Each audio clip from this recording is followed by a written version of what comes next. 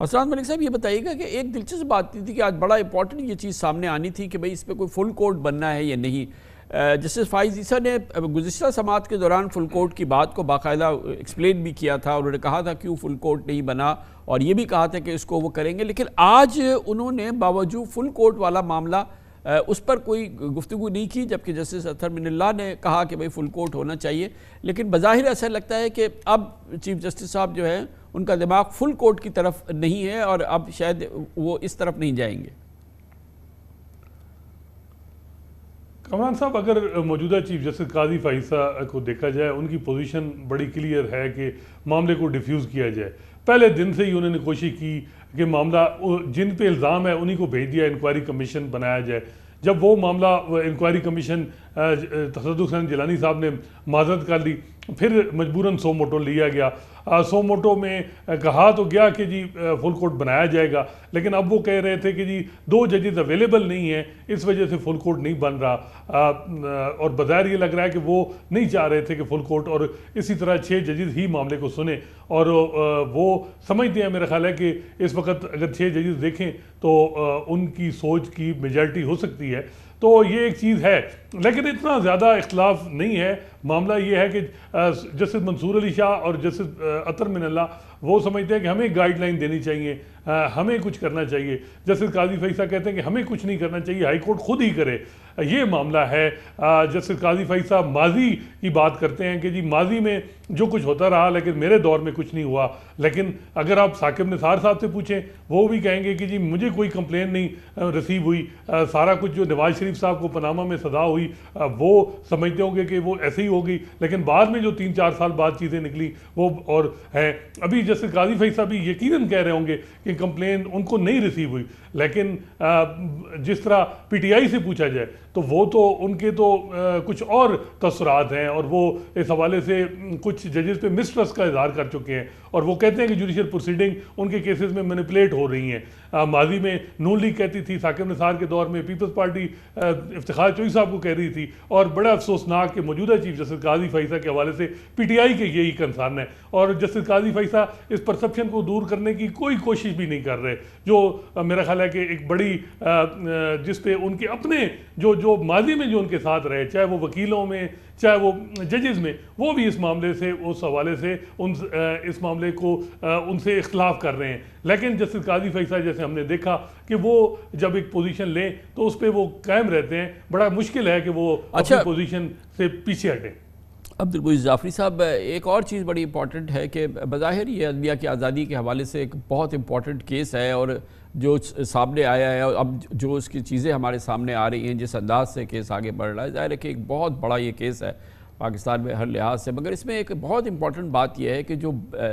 اس معاملے میں بینچ تو اکراس دا بورڈ ہمیں بڑی ایکٹیو نظر آ رہی ہے، تمام ہائی کورٹس ہیں، پھر سپریم کورٹ کے اندر بڑا ایک وہ ہے، مگر جو بار ہے، خاص طور پہ جو یہ 2 ہیں، پاکستان بار کاؤنسل اور سپریم کورٹ بار ایسوسی ایشن، ان کی ایک طرح سے ہم دیکھیں ایک خاموش ان کا رد عمل ہے، اور بالکل کسی قسم کا اس میں کوئی ایکٹیویزم کا اظہار نہیں ہے، کسی قسم کا اس معاملے پہ ان کا کوئی ووکل اور کوئی بڑا وسیفرس قسم کا کوئی رسپانس نہیں ہے، ایک طرح کی بڑی خاموشی ہے۔ یہ بھی ایک بڑی دلچسپ عمل ہے۔ جی سر، یہ پاکستان بار کاؤنسل کے اندر سے تو 6 ممبران نے کھڑے ہو کے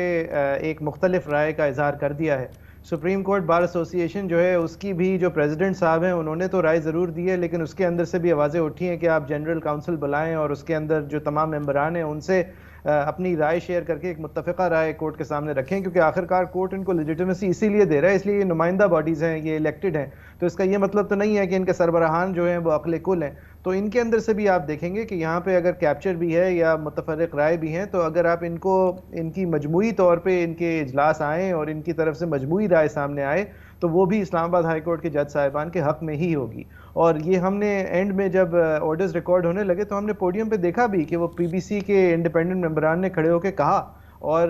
سپریم کورٹ بار ایسوسی ایشن کے بھی جوائنٹ سیکرٹری صاحب کا خط آن دا ریکارڈ ہے، اور وہ رائے جو ہے وہ فرق ہے اپنے سربراہان سے۔ تو یہ فرد سے تو کچھ نہیں ہوتا۔ خان صاحب،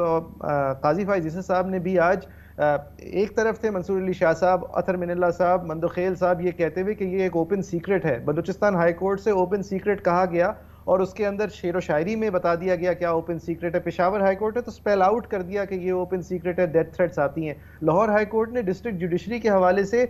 چیدہ معاملات لسٹ کر دیے کہ براہ راست تعلق رکھنے کی کوشش کی جاتی ہے. اور قاضی صاحب اگر کہتے ہیں اور درست کہتے ہیں کہ ان سے کسی نے رابطہ نہیں کیا, تو یہ بھی ایک عکاسی کرتا ہے اس بات کی کتنا ضروری ہے کہ ایک نظام ترتیب دیا جائے جس کے تحت ان تک رابطے, ان تک رسائی اور ان تک معلومات پہنچنے کا ایک سسٹم بنایا جائے. کیونکہ وہ نہیں ہے, کیونکہ ایک فائر وال نہیں ہے, لہٰذا آپ یہ کہہ سکتے ہیں کہ مجھ سے کسی نے رابطہ نہیں کیا اور در حقیقت اس کو رابطہ کرنا چاہیے تھا. یہ تو اس پوری دلیل کی سے اتفاق کرتا ہے کہ ایک سسٹم ہونا چاہیے, رپورٹنگ کا فرض ہونا چاہیے, اپروچ کو رپورٹ کرنا. بالکل صحیح فرمایا. بہت شکریہ جناب عبدالمعیز جعفری, انالسٹ ہیں قانونی اور آئینی امور کے, اور جناب حسنات ملک ہمارے ساتھ تھے.